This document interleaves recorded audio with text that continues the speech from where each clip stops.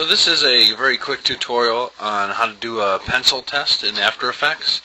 The stage you should be at this point in your animation is that you should have made all of your key poses. And this project in particular is called the character jump. So your character is being made to jump. And you've done all the poses like the anticipation for the arms, and then the legs, and then the key pose, the squat, for the anticipation, a little overshoot, and the key pose for the jump, the mid-air jump, and on and on and on like that. So, of course, the first thing in After Effects, the first thing you want to do is bring in all of your images, and that's as easy as grabbing them all, dragging and dropping them into the project window. So there they are. What I've done is I've numbered these according to the frame that they are. Which helps me understand how long each one should last, so I can time this thing out. So the first thing to do is to drag one down below into the timeline, so that will make a composition the same size as your drawings.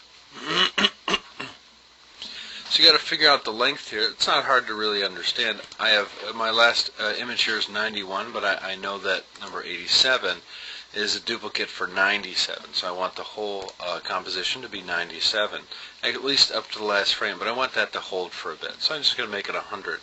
So I'll go to Composition, Composition Settings, and change this to a straight old 100 frames. Let's see, change my frames per second here. It should play at 24. That's how I timed out the original animation, based on a video that I took of myself jumping. So it's all set there, and I'm ready to move ahead and just make each of these the length that they're supposed to be. So the first frame goes from 1 to 11, so I need it to stop at 11. I'll just scrub the time slider to 11, drag the right side of this clip, hold on the shift key so it snaps, drag down the next one. It automatically makes it the whole length of the composition. That's what it does to images. So I'll shorten that and drag it with the shift key. It will snap to 11. And it's supposed to go to 23. Scrub the time slider to 23. Drag the right side of the second clip there, and it snaps to 23. I can go right ahead to 32. That's where the next one ends. Drag number 23 down, which goes from 23. Holding the shift key down each time makes it snap, and then the right side to the time slider. Go to 45, that's where the next one ends. Just watching these gold numbers here on the left side. Going to 45, drag down the next one. 32 goes from 32, shift key, snap, shift key, snap to 45. Next one ends at 53. So you see it's pretty darn straightforward here.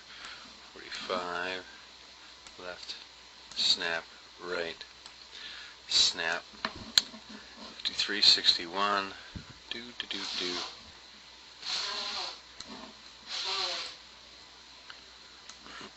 And I have my charting in the upper right hand side. It actually tells me that this image goes from 53 to 61.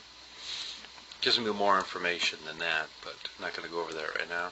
69, getting near the end here. Snap. I think I made my composition too long. Command K will bring that up. Duration, I don't know how that happened. I just want a 100. There we go. So that's supposed to go to 69. There we go. 77. Down, snap, snap, 87, down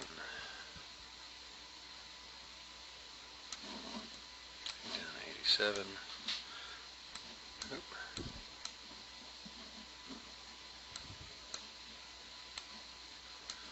and to 87, and snap.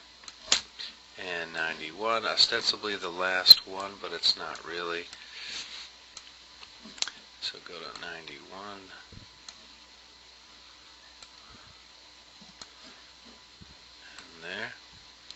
And the last one, I know 87 is a duplicate for 97, and I made a note. You can see it right down there. So it holds there. And so it should be all ready to test out. All I have to do is hit the 0 on the keypad, or if you lack a keypad, you can go to Composition, Preview, RAM Preview, and it will make a RAM preview, and it will play at the 24 frames a second. And what this does is it gives you a quick idea of the timing of your sequence. I don't really have that much of a worry because this is all based on an actual video of a person jumping.